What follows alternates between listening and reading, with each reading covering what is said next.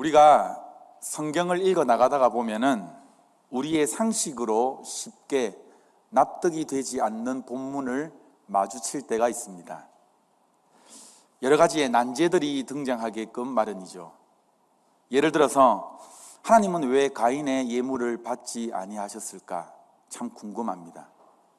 그리고 입다는 실제로 자기의 딸을 번제로 드렸을까? 또한 불의한 청지기의 비유 등등을 볼 때마다 우리가 이해되지 않는 부분들이 등장을 합니다. 그 중에서도 최대의 난제 중의 난제가 무엇이냐라고 하면은 오늘 저와 여러분들이 함께 읽었던 마가복음 11장 12절부터 25절까지의 내용입니다. 경험상 이 본문 내용은요, 난제 정도가 아니라 불가해제에 해당될 수 있습니다. 여기서 불가해제라는 이 말은 도무지 풀 수 없을 정도의 난해한 구절이라는 의미인 것이죠. 평소에 이 본문에 대해서 관심이 있어서 여러 가지 주석도 찾아보고 원어도 찾아보고 연구를 했었습니다. 예수님께서 왜 그렇게 하셨을까라는 생각을 가지고 평소에도 계속 이 본문을 주시를 해왔는데요. 말씀을 연구하는 것까지는 좋았는데 연구하는 것하고 설교로 이어지는 것하고는 별개의 문제였습니다. 그 차이가 너무 크더라고요. 괜히 이 본문을 택했나라는 생각을 들기도 하고, 어제 주보가 이미 나와버려서 밤에 얼마나 고심을 했는지 줄 모릅니다. 그런데 말씀을 연구하면 연구할수록 저에게 은혜가 주어졌습니다. 그래서 저에게 은혜를 주신 이 성령님께서 오늘 동일하게 여러분에게 주실 줄 믿습니다. 그래서 지금 조금 어려울 수도 있어요. 그러나 말씀을 찬찬히 우리가 한번 살펴보시면서 오늘 우리에게 주실 은혜를 한번 생각해 보고자 합니다. 12절부터 14절까지의 말씀을 다시 한번 더 읽어보겠습니다. 12절부터 14절입니다. 함께 읽겠습니다. 이튿날 그들이 베다니에서 나왔을 때에 예수께서 시장하신지라 멀리서 잎사귀 있는 한 무화과 나무를 보시고 혹 그 나무에 무엇이 있을까 하여 가셨더니 가서 보신즉 잎사귀 외에 아무것도 없더라. 이는 무화과의 때가 아님이라. 예수께서 나무에게 말씀하여 이르시되 이제부터 영원토록 사람이 내게서 열매를 따먹지 못하리라 하시니 제자들이 이를 듣더라. 이 내용이 여러분들 무엇입니까? 예수님께서 지금 배가 고프셔서 시장하셔서 잎사귀가 있는 한 무화과 나무를 보십니다. 그 나무에 혹시 무화과 열매가 있을까 하여 다가가신 것이죠. 그런데 예수님은 그 무화과 나무에 다가가시자 실망을 금치 못하였습니다. 왜? 잎사귀 외엔 열매가 아무것도 없었기 때문입니다. 그러자 예수님의 뒤이은 반응은 여러분들 무엇입니까? 그 무화과 나무를 보고 어떻게 하셨어요? 다시는 열매를 맺지 못할 것이다 라고 저주를 퍼부으십니다. 여러분, 이러한 예수님의 행동이 지금 이해가 잘 되세요? 잘 안 되죠? 근데 선뜻 우리가 이해를 하려고 해도 잘 안 됩니다. 근데 여기서 문제가 또한 무엇이냐라고 하면은 예수님께서 시장하셨기 때문에, 배가 고프셨기 때문에 열매가 있을 것이다라는 그 기대감 때문에 인지는 모르겠지만 아직 그 무화과 나무가 열매 맺을 시기가 아니었음을 이야기를 하고 있는 것이죠. 열매가 맺을 시기가 아니었음에도 불구하고 예수님께서는 어떻게 하셨습니까? 그 나무를 보고 저주를 해버리셨습니다. 가을 추수 때가 아니라 아직 봄인데, 시기상으로는 지금 봄인데 열매 맺을 시기가 도저히 아닌데 예수님께서 열매를 맺는 것, 이 기대 자체가 지금 안 맞다라는 것이죠. 쉽게 표현을 하자면 이래요. 우리나라로 치면은 지금 가을에 딸기를 찾는 거와 마찬가지입니다. 여름에 사과와 배를 찾는 거와 마찬가지입니다. 여름에 사과나무에 가서 사과가 달리지를 않았다라고 지금 불평하면서 그 나무를 저주하는 거와 마찬가지라는 것이죠. 요즘은 비닐하우스에서 워낙 생산이 많이 되니까는 뭐 이마트나 롯데마트나 마트 가면은 맞죠? 사계절마다 다 뭐 계절을 찾을 수가 있지만 예수님 시절에는 그렇게 할 수가 없었습니다.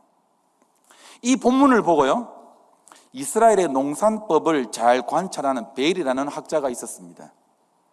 그래서 이 학자가 해결한 제시책은 이렇습니다. 이스라엘에는 무화과 나무에 잎사귀가 있으면 반드시 열매가 맺힌다는 점에 주목을 했죠.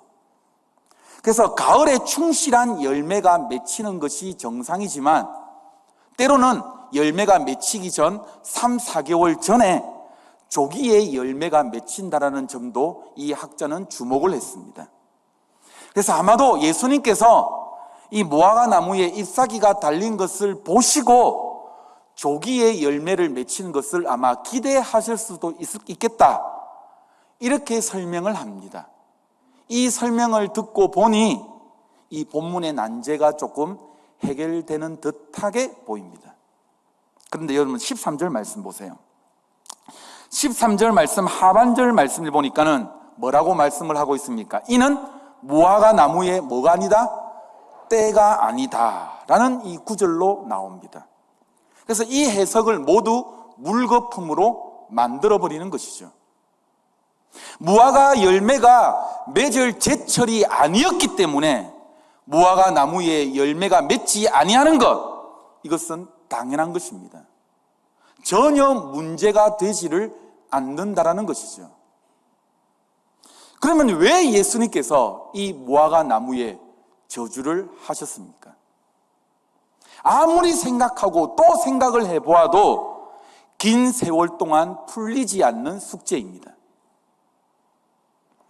버드란트 러셀의 저서 중에 나는 왜 기독교인이 아닌가라는 책이 있어요. 이 러셀의 주장에 의하면 이렇습니다. 내가 예수님을 신뢰할 수 없었던 점들을 열거를 막 하기를 시작하면서 그 중에 바로 한 가지 대목이 오늘 본문입니다. 왜 예수님께서 무화과 나무를 저주를 하셨는가? 무화과 때가 아니라서 열매를 맺지 못하는 것은 당연한 일인데 무화과 나무를 저주하는 것은 예수님의 너무나도 비도덕적인 행동이라는 것이죠. 그래서 나는 이런 비도덕적인 예수님을 믿을 수가 없다, 기독교인이 되기 싫다라는 주장을 그의 저서 중에서 발견할 수가 있습니다. 여러분들은 어떠하십니까? 오늘 이 말씀을 듣고 보니까는 러셀의 논리와 주장이 타당하시다라고 생각이 되세요? 우리도 러셀처럼 예수님은 사랑이시라며, 그런데 왜 이렇게 비논리적인 행동을 하시는 거야? 라고 이야기할 수가 있습니다. 그러나 결론부터 말씀을 드릴게요. 결론부터 말씀을 드리면은 이 사건 속에 담겨져 있는 이 영적인 뜻을 이 러셀은 깨닫지를 못했기 때문에 그의 주장이 아주 잘못되었다라는 것이죠. 너무 일찍 결론이 나와버려서 주장이 나와버려서 조금 당황을 할 수가 있겠지만은 말씀을 통해서 왜 이 러셀의 주장이 틀렸는지를 한번 살펴보고자 합니다. 12절 말씀입니다. 함께 한번 읽어보시겠습니다. 12절입니다. 시작. 이튿날 그들이 베다니에서 나왔을 때에 예수께서 시장하신지라.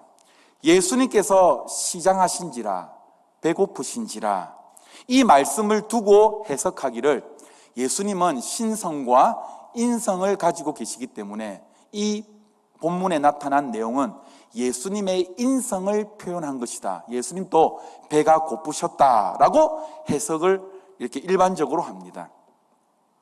그런데 여러분들, 여기에서 시장하다, 배고프다라는 말은 단순하게 인간적으로 배고프다라는 뜻이 아니에요.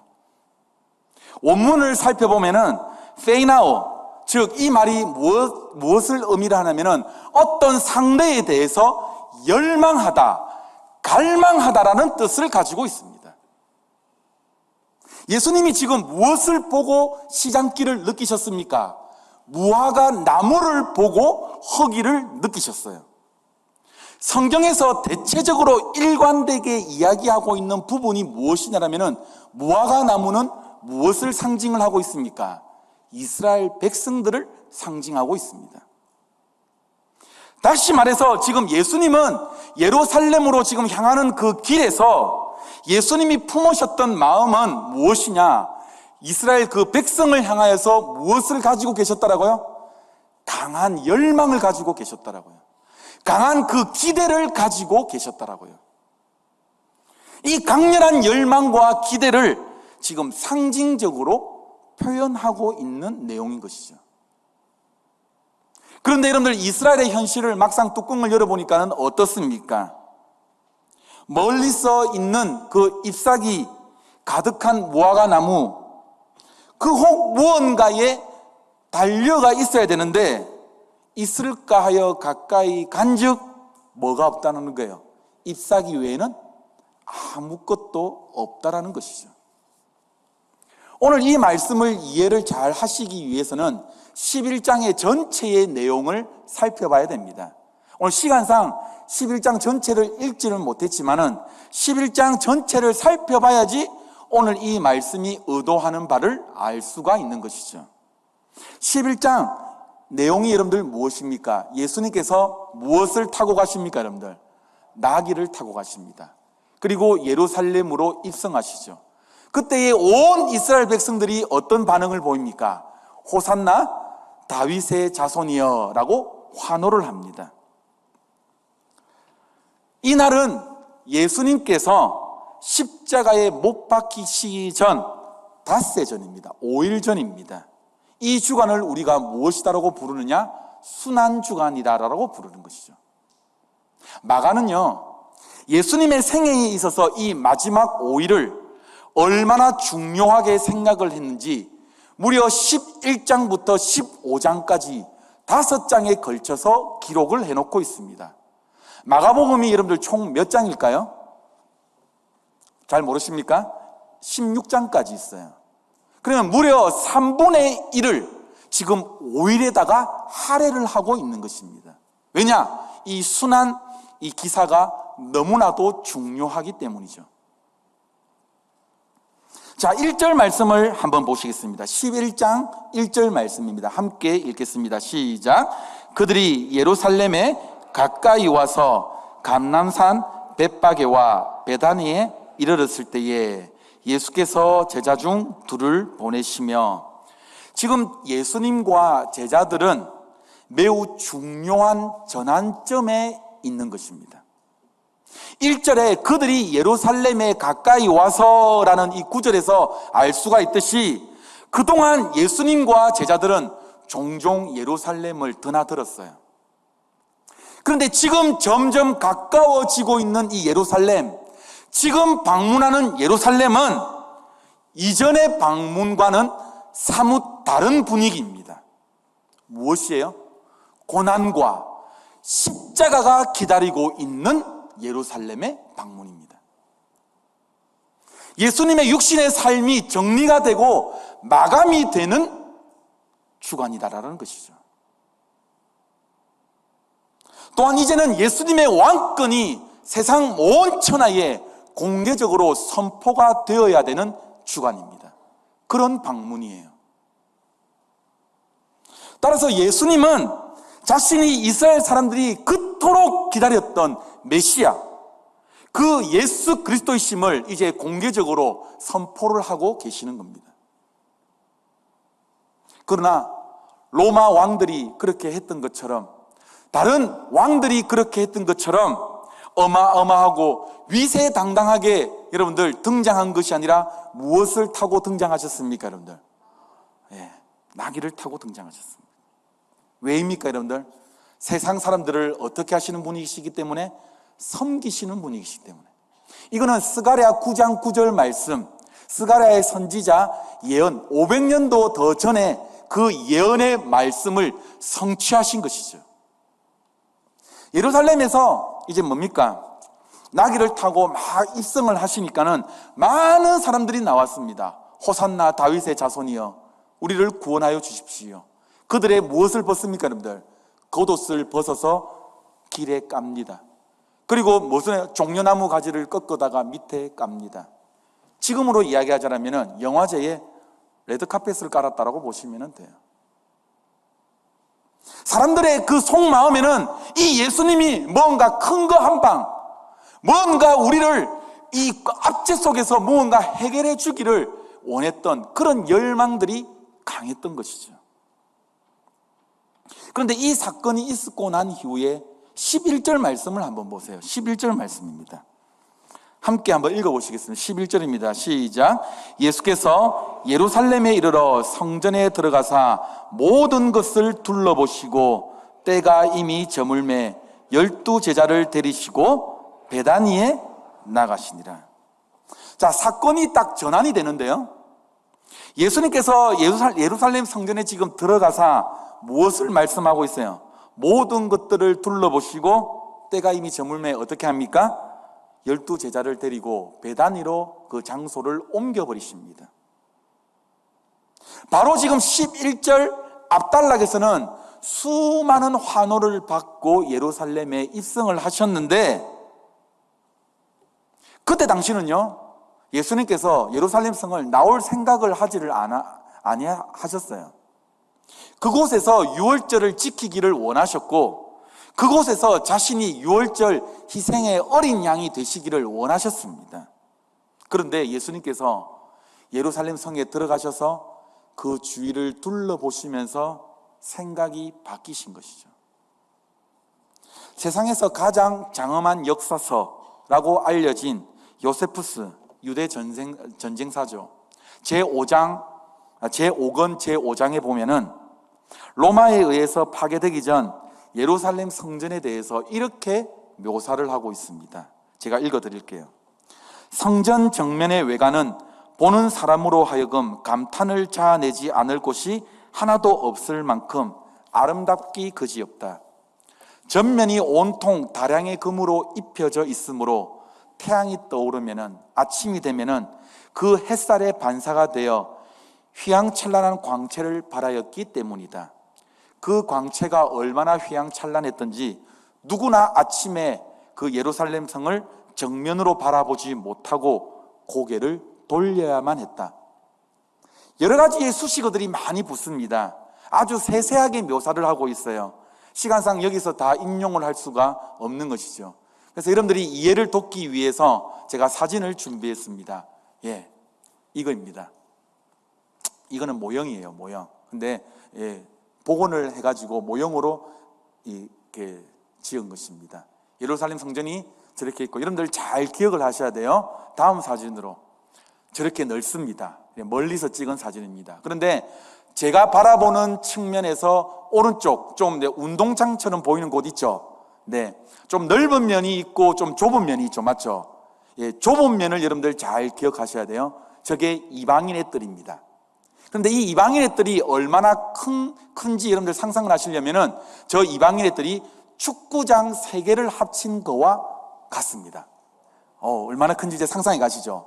저 좁은 이방인의 뜰이, 그 다음에 왼쪽에 넓은 곳이 솔로몬의 행각입니다. 다음 장면으로 보시겠습니다. 네, 기억을 잘 하셔야 돼요. 나중에 이게 이해를 잘 하시려면은 이렇게 성전이 구성이 되어 있습니다.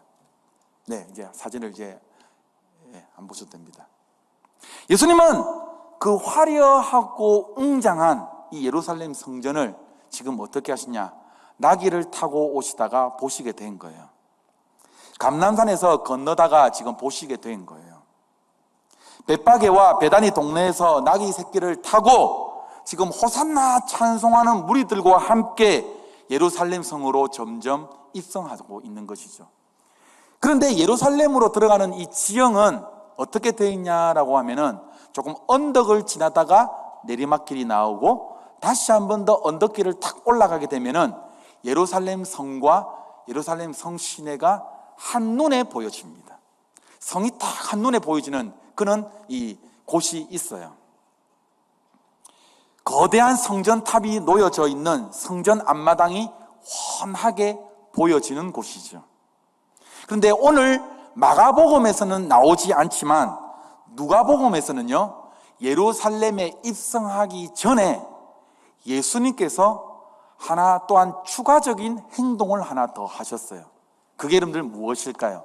성경을 조금 읽어보신 분들은 아마 예수님이 이런 행동을 하셨는데 라고 생각을 할지도 모르겠지만 지금 아무도 모르는 분위기가 같은데 그래서 제가 말씀을 드리면은 많은 군중들이 환호를 하고 그 다음에 그 성으로 예루살렘으로 들어오시다가 앞에 놓여져 있는 예루살렘 성과 도시 전체를 바라보시면서 갑자기 울기를 시작합니다. 예수님이. 그런데 예수님께서 이 우시는 게요, 나사로가 죽었을 때에 흘리는 눈물은 그냥 조용히 흘리는 눈물입니다.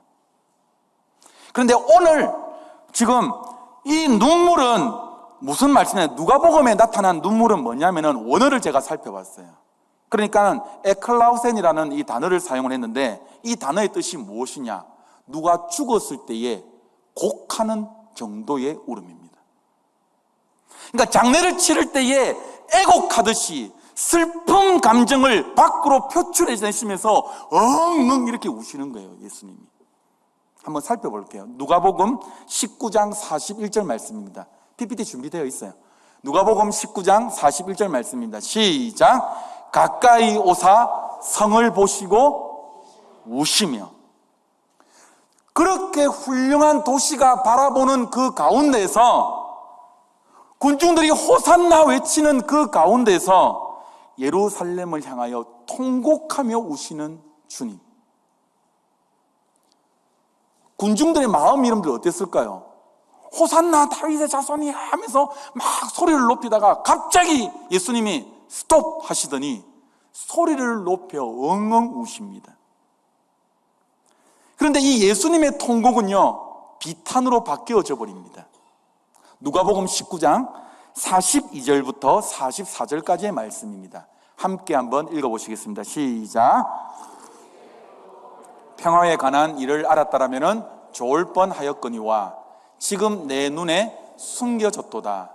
날이 이를지라 내 원수들이 토톤을 쌓고 너를 둘러 사면으로 가두고 또 너와 및 그 가운데 있는 내 자식들을 땅에 메어치며 돌 하나도 돌 위에 남기지 아니하리니 이는 내가 보살핌 받는 날을 알지 못함을 인함이라.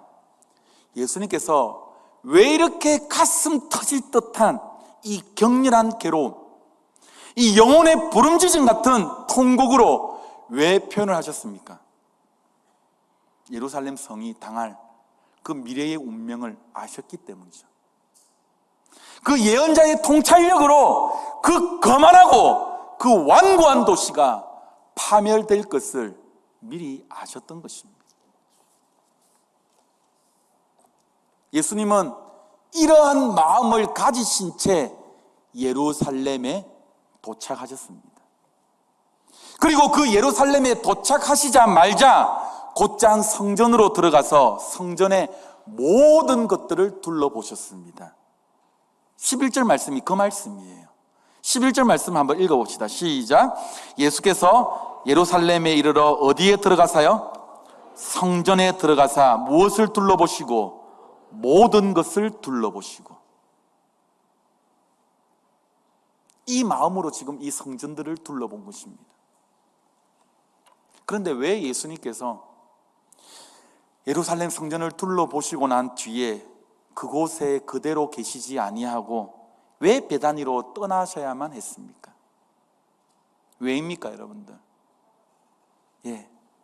예루살렘 성전이 더 이상 거룩한 성전이 아닙니다. 그 성전은 강도의 굴혈로 타락해 있었기 때문입니다. 더 이상 기도하는 거룩한 장소가 아니라 시장터를 방불케 할 정도로 변질이 되어 있었기 때문입니다. 예수님께서 너무 실망하셨어요. 너무 마음이 안타까우셨어요. 그리고 또한 너무 분노하셨습니다. 더 이상 이곳에 내가 머물 수가 없구나. 내가 있을 곳이 안 되구나. 이런 생각을 가졌던 거예요. 그래서 베다니에서 하루 동안 머무르시고 제자들과 함께 머무시고 다시 예루살렘으로 들어오십니다. 베다니가 있는 곳은 나사로가 있는 곳이고 마르다와 이 마리아가 있는 곳인데, 그리고 나귀 새끼를 제공한 곳인데 대접을 잘 못 받으셨는지 배가 고프신가 봅니다. 그래서 이튿날 오시다가 배가 무척 고프셔서 무화과 나무를 보게 된 거죠. 그리고 예수님은 그 열매 없는 무화과 나무를 향해서 어떻게 합니까? 영원히 열매를 맺지 못할 것이다라고 저주합니다. 본문을 살펴보니까는요, 저주가 아니라 심판에 가깝습니다. 보니까는요. 그런데 여러분들 재미나는 게 있습니다. 마가는요, 이 글을 굉장히 잘 적어요. 언어의 마술사라고 보시면 됩니다. 그런데 이 사건을 기록하면서, 지금 무화과 나무의 사건을 기록하면서 결론을 맺기 전에 샌드위치 기법이라고 하거든요. 뭐를 중간에 기사를 딱 삽입을 여러분들 해놨습니까? 여러분들 오늘 본문 말씀을 보니까 성전 청결 사건을 집어넣었죠. 마가의 의도입니다. 의도대로 딱 중간에 이 기사를 집어넣어 놓았어요. 마가가 왜 그랬을까요? 왜 이 사건을 집어넣어 놓았을까요? 다름이 아니에요. 이 두 사건 모두 다 무엇이다라는 겁니까? 부패한 예루살렘 성전을 향한 하나님의 경고와 심판의 메시지를 담고 있기 때문입니다. 조금 전 예루살렘 성전 사진을 보아 알 수 있듯이 성전 바깥들은요, 이방인의 뜰이라고 하여서 유대인이 아니더라도 이방인들도 마음껏 들어올 수 있었습니다. 그리고 안쪽에는 유대인만 들어갈 수 있는 따로 공간이 있었죠. 그리고 더 안쪽으로 들어가면은 제사장이 제사를 드리는 제단이 있고, 또한 더 안쪽으로는 대제사장이 1년마다 한 번씩 들어갈 수 있는 지성소가 있었습니다. 근데 놀라운 사실이 뭔지 압니까? 이 6월절 이 기간 동안 이 주후 65년 6월절 행사 중에 이 예루살렘 성전을 방문한 사람이 여러분들 몇 명이나 될까요? 한 명 한 명 카운터 하기는 정말 힘들지 않습니까? 그럼 여러분들 알 수 있는 게 뭐냐면은, 요세푸스에 의하면은 양을 세어보면은, 바친 제물을 보면은 어때요 여러분들? 방문한 숫자를 어느 정도 추정을 할 수가 있겠죠. 맞죠? 이때 희생된 양의 마리가 여러분들 몇 마리가 될까요 여러분들? 1000마리? 10,000마리? 놀라지 마십시오 여러분들. 25만 5,600마리입니다 양만. 그런데 이 6월절의 축제의 경우에요, 그들은 9시부터 11시까지 제물을 바치는데 보통요 10명마다 한 제물을 바쳐요. 네, 보통 20명이 넘는 경우도 있는데, 그때 당시 혼자서 축연을 베푸는 것은 금지를 했다고 합니다. 보통 10명당 한 제물을 바쳐요. 그럼 여러분들 산수 잘하시는 분들, 자 해봅시다. 10 곱하기 25만 5,600 어느 정도 됩니까 여러분들? 네, 거의 270만 명입니다.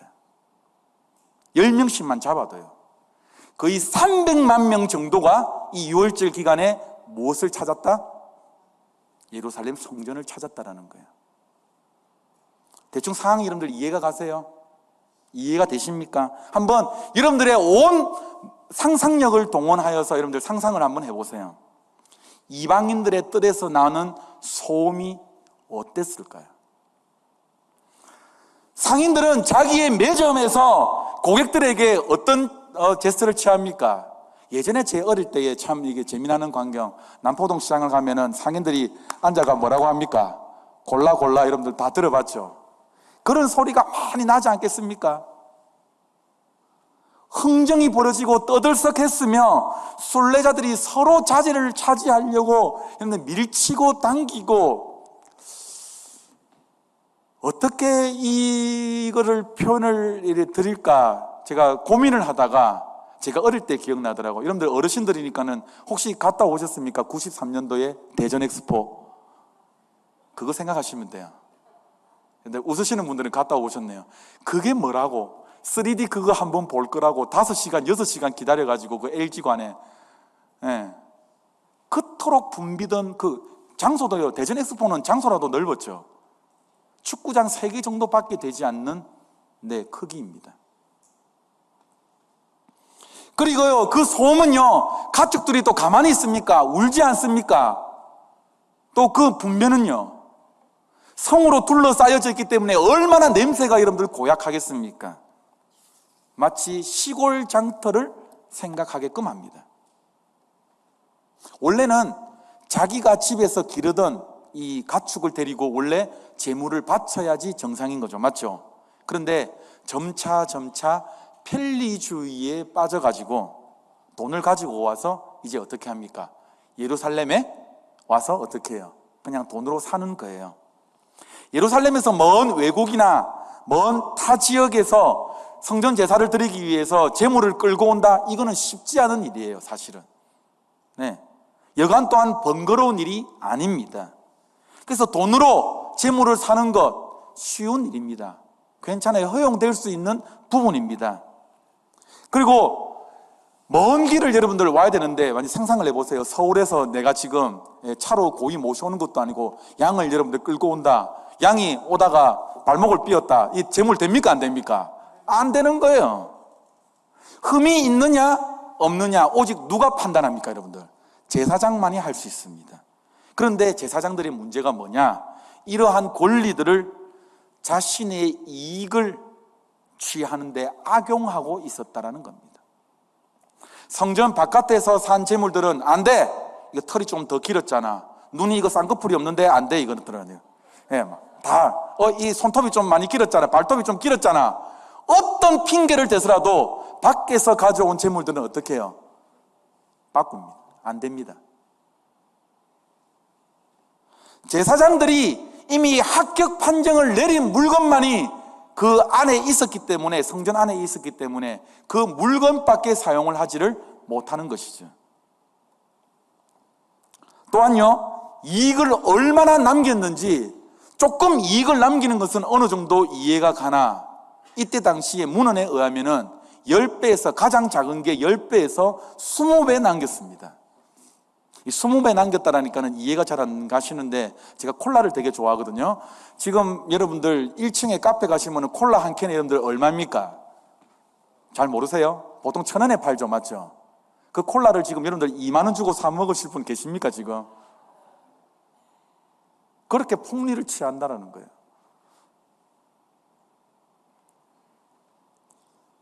그리고 그 재물을 매매할 수 있는 이 영업권은 뭐냐? 주로 대제사장의 가문들만 이 영업권을 취득할 수 있었습니다. 그러니까 예수님 당시에 누구입니까? 안나스 대제사장, 성전 영업권을 독차지하고 있었죠. 어마어마한 사람들이 지금 250만에서 300만 명의 숫자가 들어옵니다. 여러분들 안나스 대제사장 집안을 여러분들 한번 상상을 해보세요. 제가 준비하다 너무 웃긴, 물 들어올 때 넣어줘야 된다 해가지고 여러분들 얼마나 양을 준비하겠습니까? 여러분들 아니에요? 지금 이때가 지금 한철인데 이때 지금 돈 벌어야 되는데 제사장이 어디에다가 여러분들 관심이 가겠습니까? 명절의 본래의 의미는 싹 사라지고 자기들의 돈 버리는 데만 집중하고 있었다는 것이죠. 성전의 뜰이 이렇게 시장터로 전락을 해버리자 시민들이요, 성전 예배하는 아무 상관없는 장소로 생각하게 되었어요. 원래 성전이라면은 하나님께 예배하는 장소고 하나님께 예배할 때만 올라가는 장소인데 이렇게 개판이 되어버리니까는 일반 시민들이 성전을 마구잡이로 올라오기 시작합니다. 원래 감람산촌에서 예루살렘 시내로 향하려고 하면은 이 성전이 크기 때문에 돌아가야 됩니다. 그런데 어때요, 여러분들? 돌아가기 싫으니까 어떻습니까? 예배하러 오지도 않는데 어떻게 해요? 질러가 버립니다, 성전을. 그냥 성전 뜰내로 들어가는 통행로로 삼는 사람들까지 합해지니까는 지금 뭐예요? 이게 아비규환인 것이죠. 그래서 예수님께서는 지금 성전 청결 운동을 하시고 또한 이 사람들을 성전을 마음대로 지나다니는 것을 너 오지 마, 돌아다녀, 지금 교통순경 역할까지 하고 계시는 거지. 그게 어떤 말씀이냐? 16절 말씀이에요. 16절 말씀 읽어보세요. 시작. 아무나 물건을 가지고 성전 안으로 지나다님을 허락하지 아니하시고. 예수님이 지금 교통정리하고 있는 겁니다. 지금 오지마, 돌아가, 이렇게. 그런데 예수님께서 이와 같은 행동, 어떤 마음 자세로 여러분들 했을 것 같습니까? 자신의 지금 생명을 걸고 이와 같은 행동을 하십니다. 여러분들 생각을 해보세요. 내가 지금 돈을 이렇게 잘 벌어야 되는데 돈을 못 벌게 한다? 이 기득권을 여러분들 놓게 한다? 눈 뒤집어지는 일 아닙니까, 여러분들? 20배, 30배로 폭리를 취할 수가 있는데 지금 한때 장사인데 이거를 못하게 한다? 대제사장이 얼마나 여러분들 눈이 뒤집힐까요? 예수님의 이러한 행동을 가리켜서 영국의 신학자 윌리엄 버클리는 이렇게 표현을 합니다. 예수님이 자신이 스스로 사형집행 영장에 스스로 사인한 것과 같은 행동이다. 아니나 다를까요? 18절 말씀 한번 보세요. 18절 말씀을 읽어봅시다. 시작. 대제사장들과 서기관들이 듣고 예수를 어떻게 죽일까 하고 어떻게 해요? 꾀하니. 대제사장들과 이거 안 되겠다, 이거. 이 예수를 죽여버려야 되겠다. 예수가 아니라고 하면은 백성들을 적당히 속여서 자신의 배를 계속해서 채워나갈 것인데 이 예수라는 자가 나타나가지고 백성들의 눈을 뜨게 만들어버리고 귀를 열게 하니 귀찮을 수밖에요. 예수를 이대로 나눴다가는 자기들이 누려왔던 모든 이권들이 없어지게 생겼으니까는, 위태로워지니까는 예수님을 죽이기로 작정합니다. 그러나 이러한 죽음의 위협이 있었지만은 예수님은 오히려 어떻게 하셨습니까, 여러분들? 아주 당당하셨어요. 제가 성경책을 여러 가지 번역을 보다가 또 재미난 이 번역을 발견했어요. 지금 쓰고 있는 것은 개역 개정인데 이전 성경은 여러분들 뭐예요? 개역 한글판입니다. 그런데 개역 한글판요, 보시면은 19절 말씀 보세요. 19절 말씀을 한번 읽어봅시다. 시작. 그리고 날이 저물매 그들이 성 밖으로 나가더라. 이렇게 보면은 이 뜻을 잘 이해를 할 수가 없는데, 개역 한글판 성경을 보면은 어떻게 표현이 되어 있냐라면은 매양 저물매 저희가 성 밖으로 나가더라 라고 표현되어 있어요. 제가 보고 매양 저물매가 뭐지? 하고 원어를 살펴봤거든요. 그러니까 매양 저물매라는 뜻은 어떤 말씀이냐면은 매일 저녁마다 라는 뜻입니다. 예수님께서 지금 이렇게 성전 청결 운동을 단회의 끝인 게 아니라 지금 어때요? 날마다 와가지고 이 서기관과 대제사장들이 막 한 번 하고 그치겠지 했는데 어떻게 해요, 여러분들? 또 하고 계시는 거지. 저녁이 되면은 베나디 동네로 주무시러 가셔버리고요. 뭐예요, 여러분들? 또 도전하고 또 도전하시는 거예요. 예수님께서 왜 이렇게 하셨습니까, 여러분들? 강도의 굴열로 변한 이 하나님의 성전이 다시 회복되기를 원하시는 거예요. 하나님의 집이 거룩하고 성결되기를 원하셨던 것입니다. 왜 성전에서 이와 같이 과격한 행동을 하셨는지 그 이유를 말씀해 주는데 그게 바로 17절 말씀입니다. 17절을 한번 읽어보시겠습니다. 시작. 이에 가르쳐 이르시되 기록된 바 내 집은 만민이 기도하는 집이라 칭함을 받으리라고 하지 아니하였느냐. 너희는 강도의 소굴을 만들었도다 하시매. 성전을 두고 만민이 기도하는 집이다 라고 일컬으셨던 이 말씀은 이사야 56장 7절 말씀을 인용한 말씀입니다. 근데 이 말씀은요 뭐냐, 이방인의 뜰에 대해서, 이 중요성에 대해서 이야기를 하고 있는 본문이죠.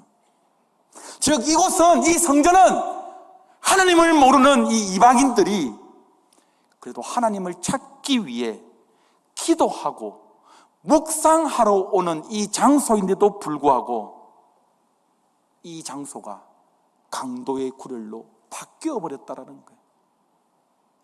이런 상태로서는 도저히 너희들이 기도와 예배에 집중할 수가 없다라는 것입니다. 불가능한 이야기인 것이죠. 이방인의 뜰에 대한 이 신성모독인 거예요. 성전이 기도하는 집이 되어야 되는데도 불구하고 강도의 구렬로 만들어버린 이 이스라엘 백성들. 그런데 이 본문을 계속해서 연구하고 계속해서 묵상하다가 풀리지를 않고 있다가 그동안 내가 풀어보고자 했던 이 무화과 나무의 열매, 이거를 하나님께서 시선을 무화과 나무의 잎사귀로 싹 옮기셨어요. 그러니 풀리지 않던 난제가 해결이 됩니다. 이 본문을 누구나 해석하는 사람이라고 한다면은 무화과 나무의 열매에 집중하게끔 마련인 것이죠. 그런데 이 본문은요, 무화과 나무의 열매에 초점을 맞추어서는 안 된다라는 것입니다. 즉 무엇이냐? 무화과 나무 잎사귀에 초점을 맞추어야 됩니다. 무화과 나무의 특징 중 하나가 여러분들 무엇이에요? 열매가 있으면은 반드시 무엇이 있어야 된다? 잎사귀가 있어야 된다는 거죠. 바꾸어 말하면은요, 잎사귀가 있으면은 뭡니까 여러분들? 어김없이 열매가 있어야 된다는 것입니다. 그러면 이 무화과 나무는 오늘 본문의 말씀처럼 결실의 계절이 아니어서 열매가 없는 상태라고 본문이 언급을 하고 있습니다. 그렇다면 여러분들, 잎사귀는 당연히 어때야 됩니까? 잎사귀 역시 없어야 정상입니다. 그런데 이 나무는 열매가 없음에도 불구하고 잎사귀만 무성했던 거예요. 예수님께서 책망하신 이유는 바로 이 이유 때문입니다. 열매가 없음에도 잎만 무성하게 자라는 이 무화과 나무처럼 이 이스라엘 백성들의 외식을 보고 지금 책망하고 있는 것이죠. 무화과 나무의 특징이 무엇입니까? 관상용이 아니에요. 볼품이 없습니다. 모양에서 전혀 아름다움을 느낄 수 없는 나무입니다. 또 특징이 무엇입니까? 목재용이 아니에요. 구불구불해서 목재용으로서는 쓸 수 없는 나무입니다. 무화과 나무의 특징은 열매를 맺기 위한 나무입니다. 단 한 가지의 존재의 목적인 것이죠. 열매만을 위한 나무인 것이죠. 그러므로 열매를 맺지 못하는 나무는 쓸모가 없어 어떻게 됩니까? 잘리워서 땔감으로 들어가 버려야 됩니다. 오늘 본문에서 보아 알 수 있듯이 그 무화과 나무가 바로 이 목적을 상실한 나무예요.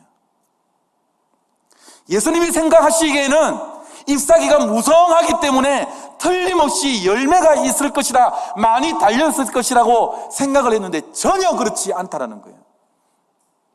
잎은 무성한데 열매가 전혀 없는 무화과, 쓸모없는 무화과죠. 말씀을 맺습니다.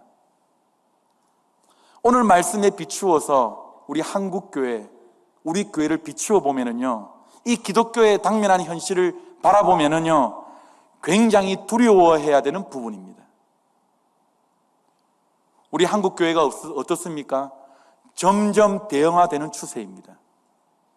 시설도 엄청나게 좋아요. 현대식으로 꾸며놨습니다.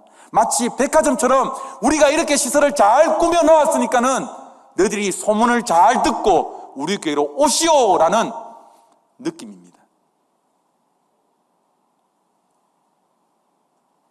그런데 만약 그 교회 안에 아무런 성령의 능력 없이 인간의 소리와 인간의 욕심만 가득하게 된다고 한다면은 그것은 사람들을 기만하는 종교입니다.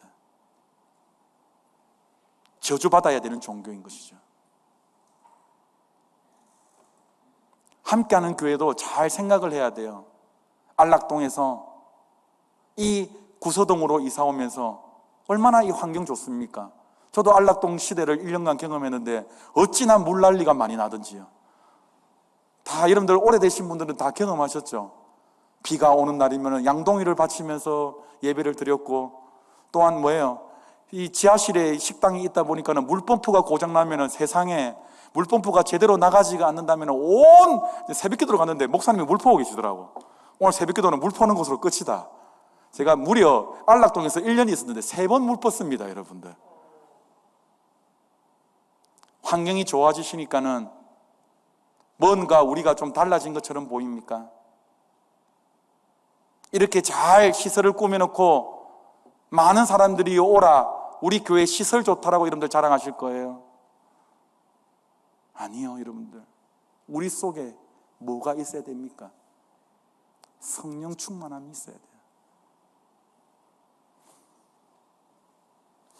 결국 이 예루살렘 성전이 어떻습니까? 성령님은, 보혜사 성령은 예루살렘 교회에 임하지 않습니다. 다락방에서 기도하던 그 120명에게, 그 성도들에게 임했습니다. 이것이 바로 여러분들 열매예요.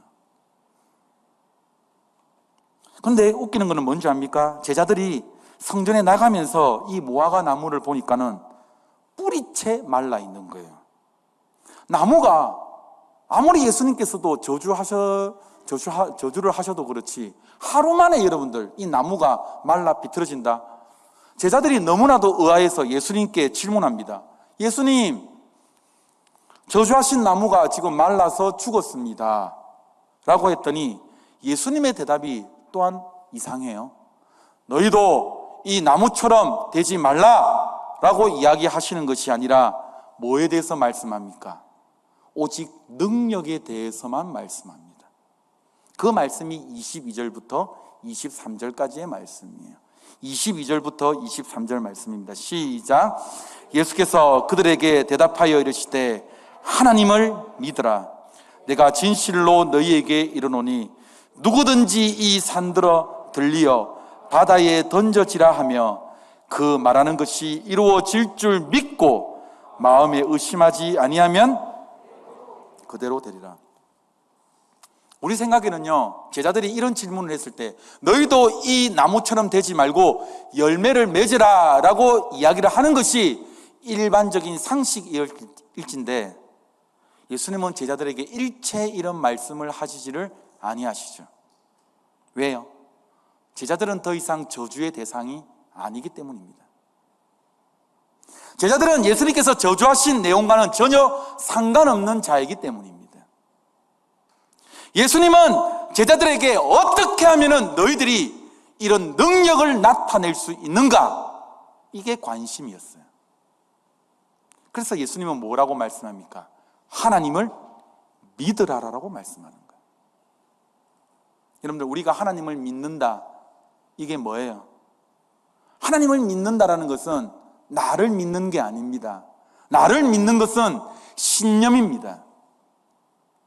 우리가 믿는 것은 무엇이냐? 주님, 나는 할 수 없습니다 라고 믿는 것이 믿음이에요. 믿음은 나는 할 수 없습니다, 그러나 하나님이 함께 하시면 모든 것을 할 수 있습니다. 이 자세가 바로 무엇이냐? 믿음이라는 거예요. 우리에게 여러분들 이러한 하나님의 능력이 나타나려고 하면 여러분들 어떻게 해야 돼요? 예수님처럼 하나님의 말씀을 오직 믿어야 되는 것이죠. 물론 우리가 하나님의 말씀만 붙잡는다라고 해서 당장 어떤 능력이, 파워가 생기는 것은 전혀 아닙니다. 우리가 당장 기도한다라고 해서 잎이 무성한 나무가지가 하루아침에 말라버리는 이 역사 아마 없을 거예요. 그런데 진정 우리가 하나님의 말씀을 붙들고 기도할 때에 어느 순간부터 그 기도가 응답될 줄을 믿으시기를 바랍니다. 그리고 그 기도의 응답이 점점 더 강해지면서 어떤 때는요, 사람의 힘으로서는 도저히 불가능하게 보이는 그런 일들이 이루어지게 됩니다. 예수님께서 이 말씀을 하고 있는 거예요. 이 산들어 저 산에, 저 바다에 들리라라는 이 말씀은 기도하면 산이 옮길 만한 것이 있는 게 아니라 무슨 말씀입니까? 너희들이 끊임없이 기도하고 기도할 때에 기도의 한계성이 없다라는 말씀이에요. 우리가 무엇이든지 기도할 수 있다라는 내용입니다. 오늘 말씀을 통하여서 우리에게 어떤 메시지를 던져주고 있습니까? 아무리 화려하고 아무리 웅장한 건물이라고 할지라도, 아무리 최신식 현대식 건물이라고 할지라도 경건성을 상실하고 인본주의가 가득한다고 한다면 주님은 머무를 수가 없습니다. 우리 함께하는 교회가 정말 말씀 위에 바로 서 있는가? 내 자신이 정말로 하나님 앞에 내가 바로 서 있는가? 내가 여호와께 성결이라고 부르짖으면서 날마다 주님 앞에 내가 엎드리고 있는가? 정말로 그렇게 여러분들 몸부림치고 계세요? 이 교회에 나왔을 때에, 지금 2부 예배에 앉아 계실 때에 어떠한 예배의 태도와 어떠한 자세로 여러분들 나오고 계십니까? 정말 하나님의 임재를 갈망하면서 오늘도 주신 은혜를 사모하면서 이 장소에 나왔습니까? 아니면 오늘도 주일이니까 의뢰의 발걸음을 옮기셨습니까? 하나님께서는 분명히 말씀하십니다. 중심을 보신다라고 말씀합니다. 저와 여러분들 삶 가운데에 이 중심이 잡히기를 주님의 이름으로 축복드립니다. 그래서 예배를 드릴 때에 우리의 자세가 어떻게 해야 돼요? 주님, 우리는 아무것도 할 수가 없습니다. 주님의 은혜만 구하는 자입니다. 주님께서 우리를 불쌍히 여겨 주십시오. 이 고백이 날마다 우리의 삶 가운데 터져 나와야 되는 거예요. 이 고백을 하는 저와 여러분들 함께하는 교회가 되시기를 주님의 이름으로 축복드립니다. 이 시간 우리가 말씀을 생각하시면서 함께 기도하기를 원합니다.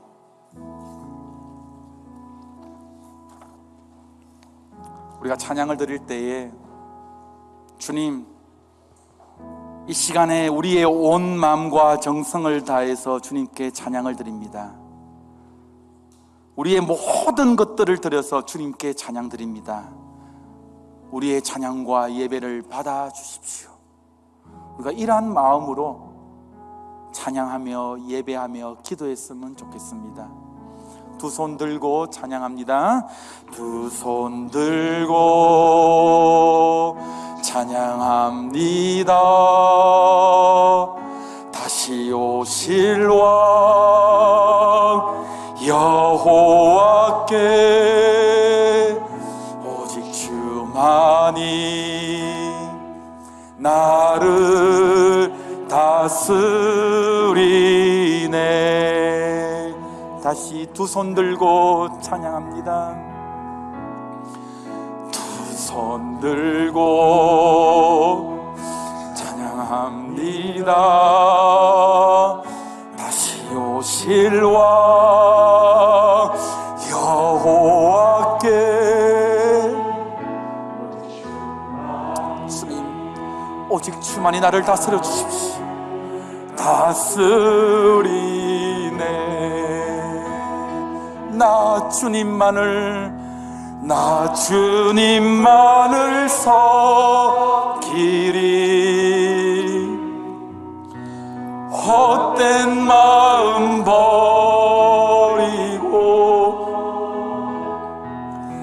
성령이여 내 영혼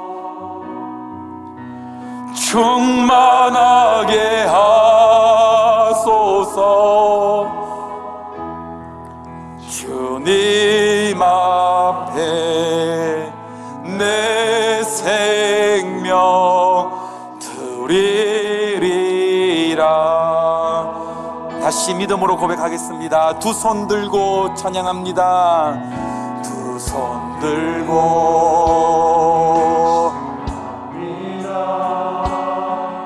다시 오실 왕 여호와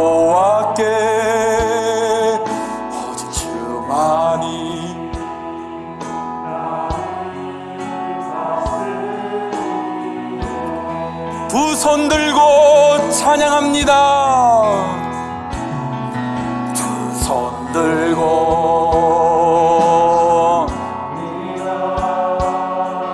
다시 오실 왕 여호와께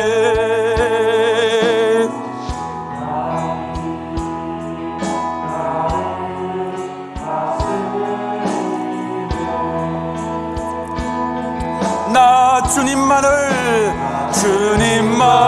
섬기리.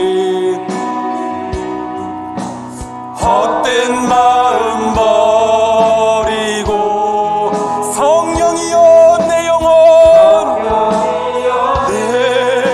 영혼 충만하게 하소서. 주님 앞에 내 생명 드리리라. 나 주님만을 섬기리.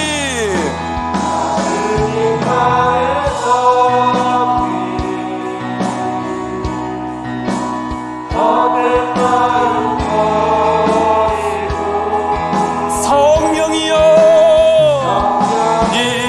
내 영혼 충만하게 하소서. 성령이여 내 영혼 충만하게 하소서. 주님 앞에 내 생명 드리리라. 우리 목소리로만 찬양하겠습니다. 나 주님만을 섬기리.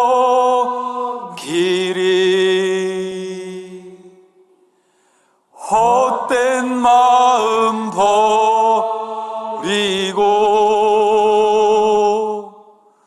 성령이여 내 영혼 충만하게 하소서.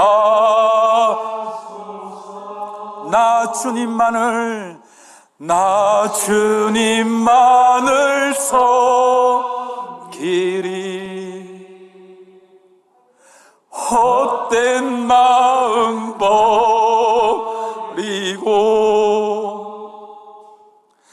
성령이여 내 영혼 충만하게 하소서. 주님 앞에 내 생명 드리리라. 주의 보좌로 나아갈 때에 주의 보좌로 나아갈 때에 어떻게 나가야 할까? 나를 구원할 주의 십자가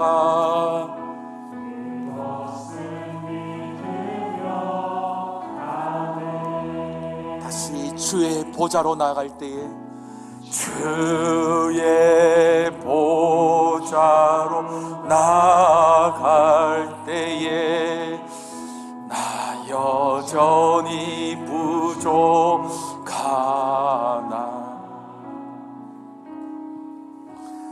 나를 품은 주의 그 사랑 그것을 믿으며 가네.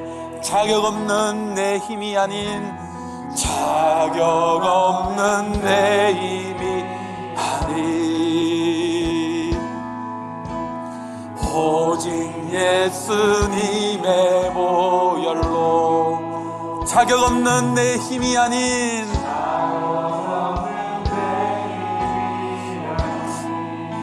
오직 예수님의 보혈로. 아멘 아멘. 보혈 완전하신 사랑 힘입어 나가. 십자가의 보혈 완전하신 사랑 힘입어 예배야. 십자가의 보혈.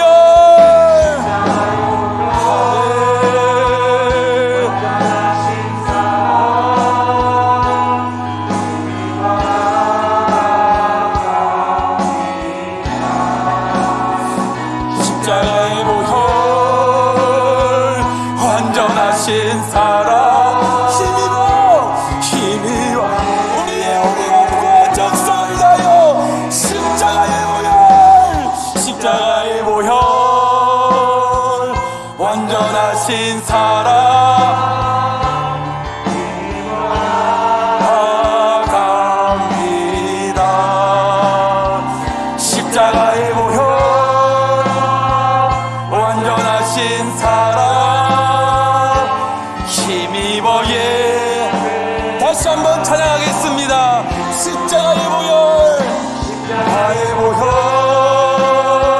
완전하신 사랑 힘입어 십자가의 보혈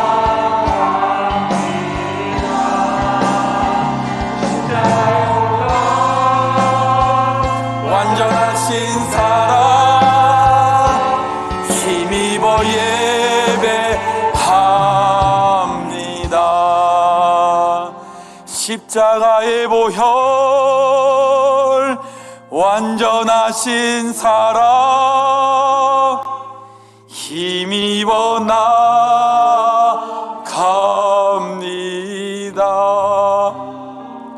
십자가의 보혈 완전하신 사랑.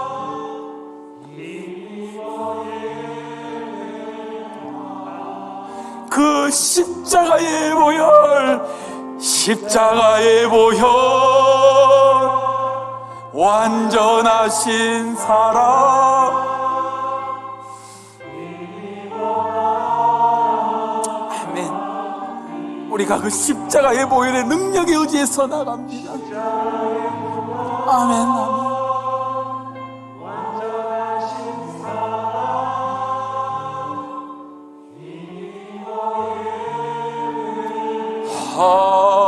합니다.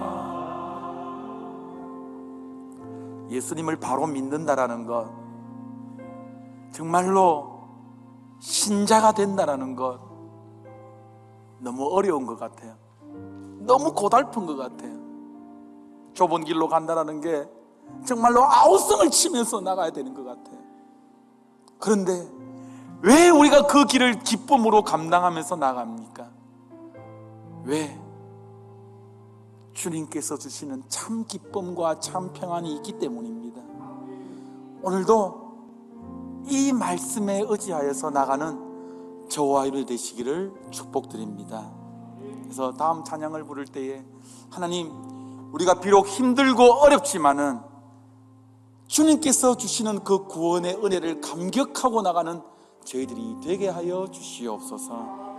이 세상에 근심된 일이 많고, 이 세상에 근심된 일이 많고 참 평안을 몰랐구나. 내 주 예수 날로라 부르시니 곧 평안히 쉬리로다.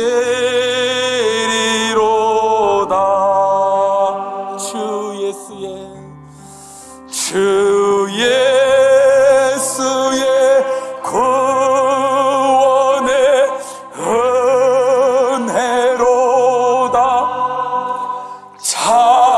기쁘고 즐겁구나.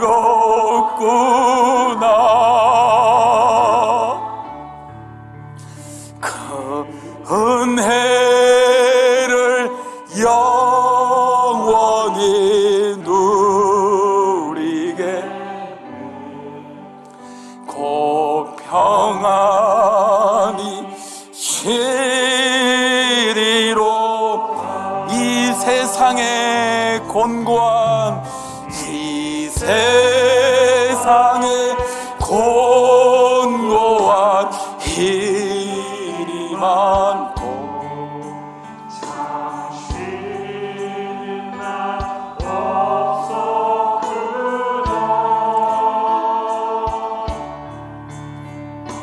예수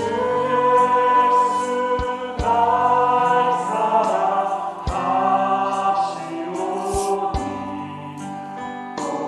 평안히 쉬리로다. 주 예수의 구원에 예수의 구원의 은혜로다. 참 기쁘고 즐겁구나.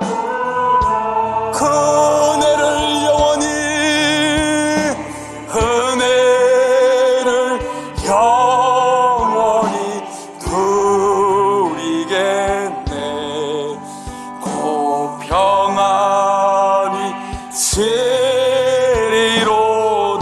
이 세상에 죄악된 일, 이 세상에 죄악된 일이 많고 참 죽을 일 쌓였구나.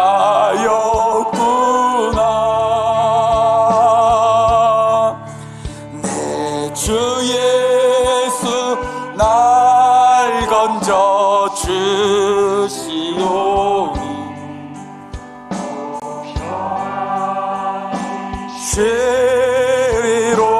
쉬리로다. 주 예수의 구원의 은혜로다. 참 기쁘고 즐겁구나.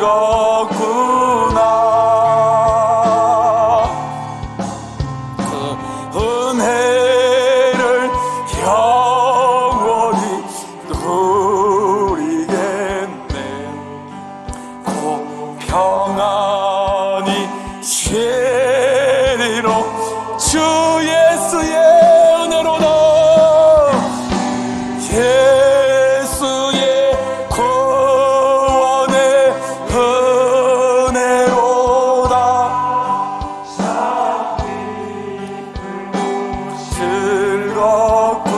즐겁구나. 은혜를 영원히 누리겠네. 고 평안히 쉬리로다.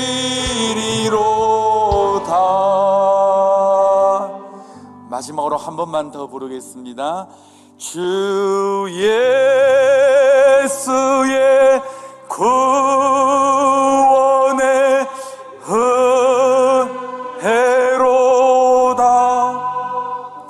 참 기쁘고 즐겁구나.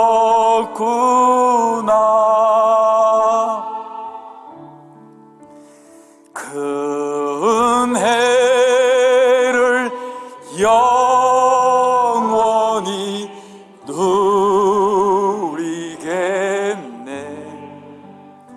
고 평안히 쉬리로다. 사랑의 하나님, 우리가 예수 그리스도로 말미암아 이 받은 이 구원이 얼마나 복되고 얼마나 은혜로운 줄 모릅니다. 주님, 우리의 모든 생각과 우리의 모든 행동들이 주님 앞에 언제나 신실하게 반응하게 하여 주시옵소서. 우리의 모든 인격이 전인격적으로 주님 앞에 반응하는 저희들이 되게 하여 주시옵소서. 혹여나 주님, 우리의 신앙의 연수가 쌓이면 쌓일수록 우리의 심령이 굳어질까 봐 두렵습니다. 주님, 우리에게 날마다 성령 충만함을 부어주시고 날마다 성령께서 우리에게 견책하여 주셔서 매 순간순간마다 날마다 주님과 동행하는 삶을 살 수 있도록 은혜를 베풀어 주시옵소서. 모든 성도들이 다른 것 바라보지 아니하고 주님만 바라볼 수 있도록 은혜를 베풀어 주시옵소서. 사랑의 주님, 이 시간 모든 것들이 하나님께로부터 왔습니다 라는 이 11조의 신앙의 고백과 주님, 저희들의 모든 삶이 감사의 삶입니다 라는 이 감사의 제목들과 또한 각종 예물로 하나님 앞에 나왔습니다. 주님, 우리의 이 신앙의 고백을 받아 주시옵소서. 이 예물이 쓰이는 곳곳마다 오직 하나님의 영광만이 드러나게 하여 주시옵소서. 이 모든 말씀 우리를 구원해 주신 예수님의 이름으로 기도드립니다. 아멘. 여호와는 내게 복을 주시고 너를 지키시기를 원하며 여호와는 그의 얼굴을 내게 비추사 은혜 베푸시기를 원하며 여호와는 그 얼굴을 내게로 향하여 드사 평강 주시기를 원하노라. 아멘.